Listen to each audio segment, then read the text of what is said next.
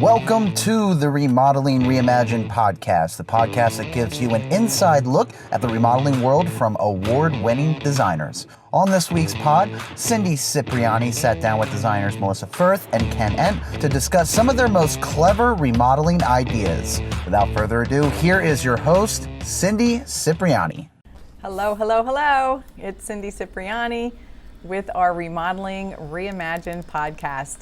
And today we thought we'd have a little bit of fun and throw out some really clever remodeling ideas that maybe you've never heard of, but we here at Cipriani are so imaginative that we come up with all sorts of things. So we want to kind of go around and talk to Ken and talk to Melissa and tell you about some of the really neat things that we have done over the years on projects.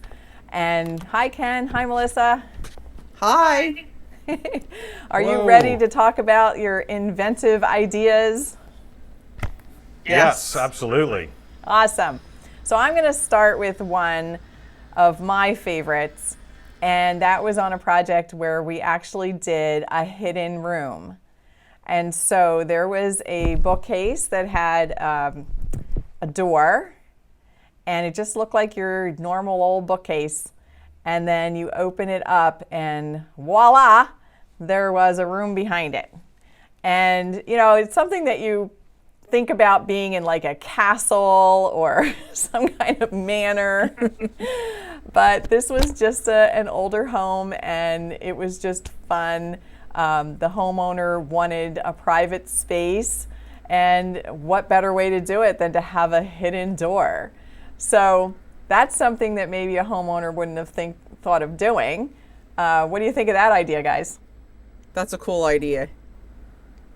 It really does sound like fun because it's that secret passage. I know you think of that castle, like you said, or just that play space that's there. You think about it on movies where they're going in that hidden door. You don't think about it in your everyday house. Yes, and it was really cool. People, had no idea it was there, and it was just fun to do. And so a movable bookcase is something to think about if you have back-to-back rooms and you want to create a little intrigue in your house. So Melissa, what's one of your favorites? When you entertain, everybody's always in the kitchen, and you're always like, all right, where do I keep everything? And I think a really cool idea is you can kind of put a extra beverage refrigerator on the island that opens up to a conjoining room. So people aren't walking into the kitchen all the time to get a beverage out. They can simply go to the end of the island, pull a drink out, and then they don't have to worry about, in your space in the kitchen when you're entertaining. One thing I hate the most is when I have a holiday and everybody's in the kitchen in my way. So I always joke that I put up ribbons and nobody can get into, my space. But at least if I had a beverage refrigerator on the end, they could get their drinks out of there and they don't have to come into my space to get into my refrigerator. Great idea. I love that because it does create that barrier, and if you put it more towards the table area, then when people get up from the table and want a drink, they don't have to come in and disturb the person who might be the cook in the kitchen. And it's really handy also when you put it near the exterior door, because if you have exterior entertaining and people are running in and out all the time, you could have that extra beverage area. It opens up space inside your refrigerator too to store more things. And I think it's great because it's not just for entertaining. Think about how you could use that day to day. So if you have young children and you place their juice boxes or healthy snacks like apples or carrot sticks that are in the refrigerator that is there just for them, and it's lower because you generally place those smaller refrigerators in base cabinetry, so it's easily accessible for them. So there's also a use day to day. Yes, so staying in the kitchen, I know, Ken, you have another unique or interesting tip about dishwashers. I do, yes. It's a very similar idea in that having more than one dishwasher is very practical. It works for families that are small and large, or also accommodate those times when you're entertaining and you have multiple dishes that you need to process at one time. But the idea is to have not only one dishwasher, but a second that, very similar to Melissa's suggestion, is that it can exist in another part of the kitchen. And so if you have a sink that is a prep area in addition to your main sink, the dishwasher can tie into the water feed and drain there. And then this way it does open up space, but it helps with that overflow. And there is another type of dishwasher that's actually a drawer dishwasher. So it's not like the typical big arm that just folds out. They're two individual drawers so that you can do smaller batches of dishes at a time. And relating that back to a smaller family, if you only want one dishwasher and you've downsized, your kids have moved out of the house, you're empty nesters, you're not doing lots of dishes at one time, those smaller systems with the two drawers are a better use of water and energy. Yes, if you have someone who's kosher, they also need two dishwashers. And lately, I just was working with a client who they hand washed a lot of their dishes and they would leave them in a drying rack next to the sink. And she was very concerned that now she's going to have this gorgeous kitchen with this drying rack sitting next to her sink. And they also wanted the sink in the island. So she's like, I don't want this, dish rack sitting there when people are sitting at my island looking at my drying dishes. What am I going to do? So I suggested doing a second dishwasher where they could actually hand wash those items, place them in the drawer dishwasher to dry. And so they were, they would also have that extra space. If they had company, they would have the extra capacity. But in the meantime, on day to day, they could just use it as like an interior drying rack. Have you ever heard of that? No. And I guess what people think of, when you talk about... It's really a great idea. It came to me, and it was like a light bulb moment. And I think, like Ken, what you said, an extra dishwasher, it really only loses one cabinet. So a lot of people think they're giving up cabinet space for another dishwasher or a beverage. It's one cabinet, and you can always find that extra storage somewhere else. I actually had one client who did two dishwashers, and they would use them in conjunction with each other. In other words, they would use one, and they'd put all their dirty dishes in it and wash it, and then they would take them and put them in the other dishwasher the next night. So they never put their dishes away. Like the dishes that they used every day, they were using either one dishwasher or the other, and they left them in the dishwasher. They didn't even use their cabinets. It was different. If it works for them. It saved a step of putting them away. I thought it was pretty brilliant. Just one more thing about dishwashers and actually the clever aspect of it, because some people might hear our suggestion and say, well, I don't want a kitchen full of appliances. Well, there's a way to minimize their impact, and you can purchase dishwashers that are what's known as panel ready. And that this means they can be outfitted with a door panel that matches your cabinetry. So they look very sleek, discreet. You really wouldn't even know that they were there. Yes, that's a major thing. A lot of people say I'm going to have way too much stainless steel in my kitchen, and they don't realize that they can just put panels on it and hide some of that. And again, it's that hidden aspect, just like the hidden door we were talking about. So I know Melissa has another storage suggestion for hidden things in your kitchen. So as we hide things, one thing you always think about when you go in your kitchen, everybody has a toe kick in their kitchen, which is at the bottom of the cabinet where, it hits the floor. And you wonder, like, all right, it really is 4 inches of wasted space.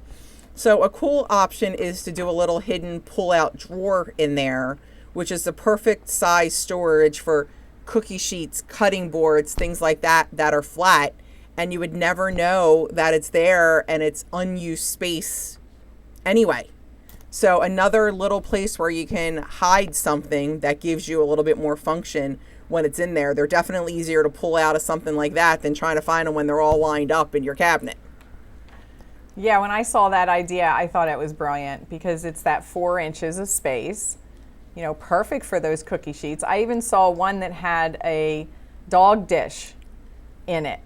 So instead of leaving your dog food out all the time, you could pull it out from the kick and then put it back. So kind of monitoring how much your dog eats, unless the dog like is just staring at the cabinet all day because he wants his food. And then another, it's funny you say the dog food. I did something just clicked is I did for somebody in their powder room a pull-out step. Like it was a pull-out step. They had grandkids that needed to be able to reach the sink to wash their hands. So you could pull out the kick plate and it gave them that little extra step to be able to reach the sink and faucet better. That's awesome. That's an awesome idea. I love that.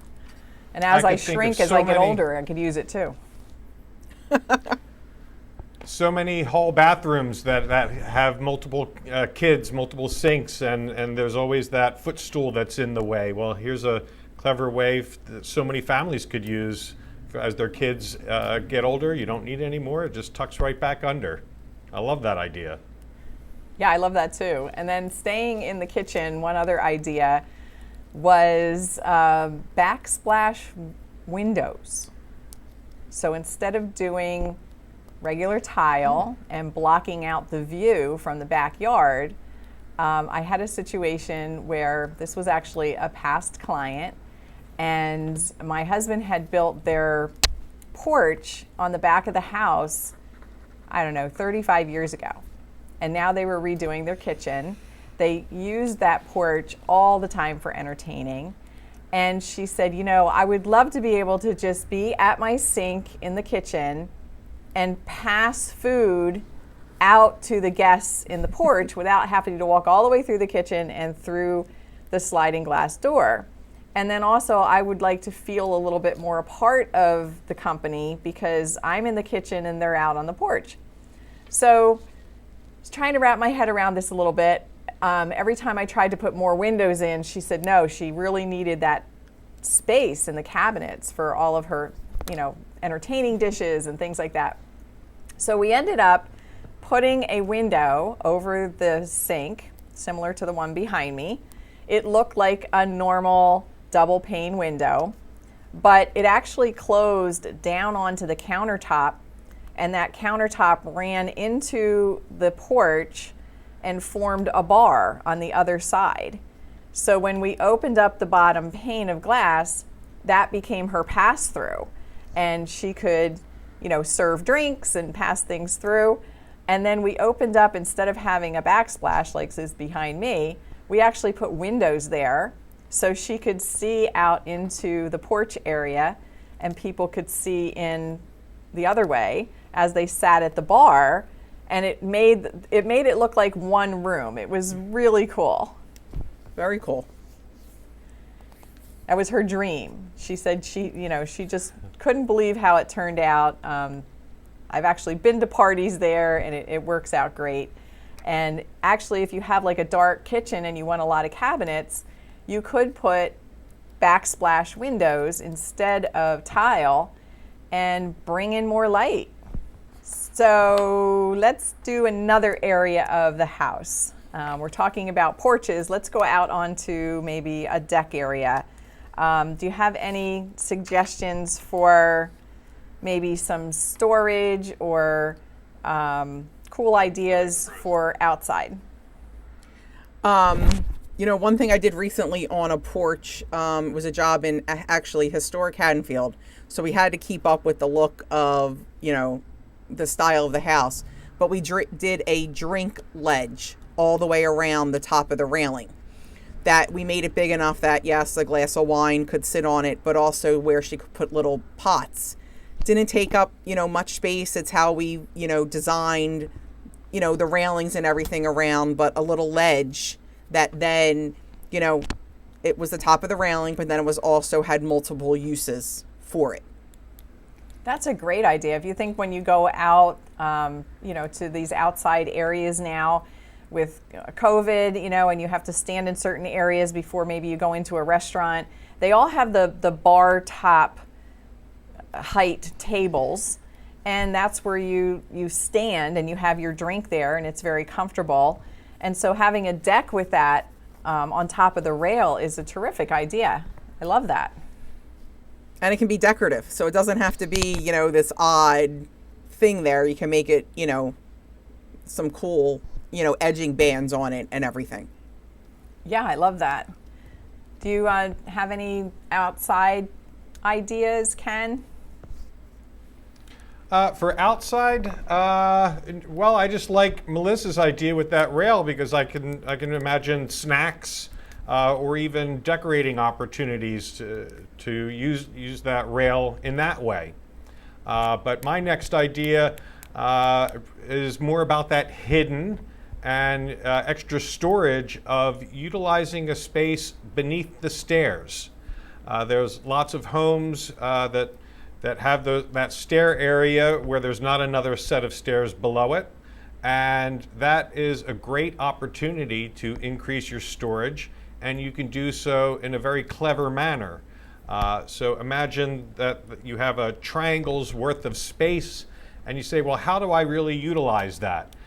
Instead of just having a door at one end where you just kind of throw things in and they get lost because you're just piling them up there. But what you can do is to create a custom pull-out drawer that is unique to that triangular space, so that you can store things. Shoes are a perfect use for that, because the stairs are going to be right by the door, so that they're convenient for grabbing your shoes when you're on your way out, or managing them as all of the kids are coming home. To have a pull-out space that you can store things like that is a great way to capture that unused area.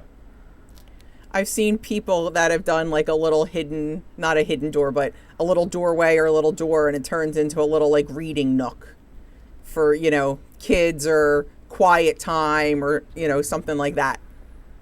Yeah, and so this would be like in your basement, right? If you go down into the basement and then you have, or your lower level, and you have that space, triangular space underneath the stairs. Or it could be outside underneath a deck also. You could make that a little storage area for outside tools or outside cushions, things like that. That's a great idea.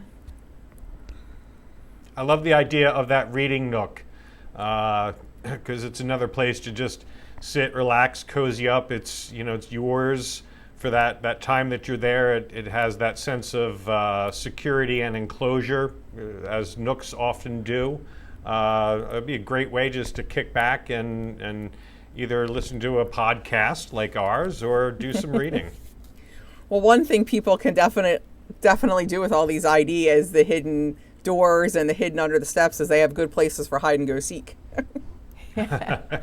Well, sometimes we're in our houses a lot now, right? And especially as winter is coming and more of us are at home, working from home, maybe sometimes multi-generations in the same house.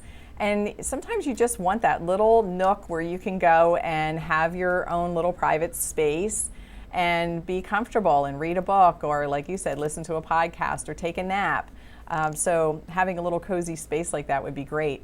And finding extra room and not having to add an addition on is really utilizing the square footage that you already have. And I know, Ken, you have a great idea about finding some extra space in a foyer area. Absolutely. Because people are looking for that extra room, and without having to add on, sometimes instead of the answer being right in front of you, the answer is right above you. Because when you have that 2-story foyer, that's just a lot of open space that's not being used. But there are ways to make that a platform that turns that area from a 2-story foyer into a 1-level that you could use for any number of ways. But people are looking for that office space, play space for the kids, but it's all about setting up the floor joists that are going to make this a nice and secure room, and using the right contractor to do that for you is going to be key. It's something that is not a do-it-yourself project for sure, but creating a whole new floor out of that 2-story foyer is the idea. I think, Ken, what you said too, a lot of people call and they say, I need an addition. Well, maybe you don't always necessarily need an addition. Maybe there is that unused space that you're not thinking of, that when, a designer comes out to your house and looks at it, we can offer different suggestions. So it's not always adding square foot, it's reutilizing some of the space you have that is unusable space into usable space. Yeah, I'm just finishing up a project in Haddonfield where they had the big open foyer, and then you walk up the steps, and they had a pretty large area. It was probably about 6 by 7 that was just hallway. And there was a window, and they had a pretty little bench underneath it. But it was really unused space. And they wanted to take their washer and dryer from the basement and bring it upstairs. So instead of putting it on the first floor, we actually put it on the second floor in that space. And we created a little laundry room with a pocket door with a window in the pocket door. So it has glass at the top, and that was because the window, the light coming in from the window, they were afraid that their hallway would be really dark without it. So the solution was keep the window there, put glass in the door, and now the light shines right through that door, and it's a pocket, so it easily can slide in and out. And now they don't have to even take their laundry down to the first floor. Everything's up on the second floor. The homeowner is expecting another baby, and so she was thrilled that right outside of the nursery is going to be the laundry area where she can do all of those nice little outfits, and she doesn't have to run up and down the steps. So they never thought of utilizing that space for something so practical. I feel very fortunate that my hallway upstairs has a closet, and that's where our washer and dryer is. And you don't have to take it up and downstairs. It's literally right there outside the bedroom. It's great. Well, another area that's really utilized, especially today with everyone being home, is the bathroom. And we aren't traveling much these days, but a lot of people have gone to beautiful resorts before, and they have seen things in those bathrooms that they would love to have in their house, and make it more spa-like, make it something that's absolutely beautiful every morning instead of just on vacation. So one of those things is utilizing areas that maybe have garden tubs that are never used, and you can take that tub out and create a beautiful shower, multi heads in there, open doors with no glass, wraparound walls. I mean, there's so many things you can do now to create these huge showers. So do you guys have anything to add to that? Well, I love the idea of no shower doors. The positive to it is it's less to clean. Glass doors are not easy to keep clean. Your floor then can continue right into your shower, that you don't have a threshold to break up the bathroom floor to the shower floor. And it gives you that more open feeling like you see in a hotel or a spa, that it just, is open. Make sure your shower's large enough that your water's not, spraying out. But it's also a great option when you're aging in place, not to have a glass door that opens in the shower, out of the shower, that it's an easier transition into the space. Yeah, absolutely. I had one client who we actually took their master bedroom, which was small, and we converted it into their master bathroom. And then we added on a nice size master bedroom for them. They wanted to stay in their house and age in place. They had some health concerns, so they wanted to make it ADA compliant. So we did actually a very curved wall going into this really huge open shower with a bench seat, multiple shower heads. And then after I designed that, it was like, okay, where am I going to put the sink? And they said one of her big pet peeves was that she wanted her own space and she wanted him to have his own space. Well, the room wasn't that big. So what I did was I mirrored something I saw in a hotel that I had visited, and I put the vanities back to back and put a floating two-sided mirror in between. And that way they could each have their own space. It took up less space in the bathroom, and they thought that was a really unique experience and something that no one else had seen except in Las Vegas where I saw it. That sounds very cool. It's kind of like the idea of a partner's desk where you have the two facing each other, but you have the mirror to keep it separate. Or the game Battleship. Yes. The neat thing is, as you know, the game Battleship, I like that. The neat thing is, as designers, we do have vivid imaginations. And so for anyone who's listening, if you want to have unique ideas in your home and maybe ideas that you've never thought of before, have a designer come out and take a look at the space. We listen very carefully to the needs and the wants and the requirements of the homeowners and come up with really unique solutions. So this wraps up another episode of Remodeling Reimagined. Thanks for joining, and join us again for our next topic, where we're going to be discussing more remodeling questions. Once again, thanks for tuning in, everyone. And if you're looking to start a remodeling project, you can learn more about our design process at CiprianiRemodelingSolutions.com, and you can follow us on Facebook, Instagram, and Twitter.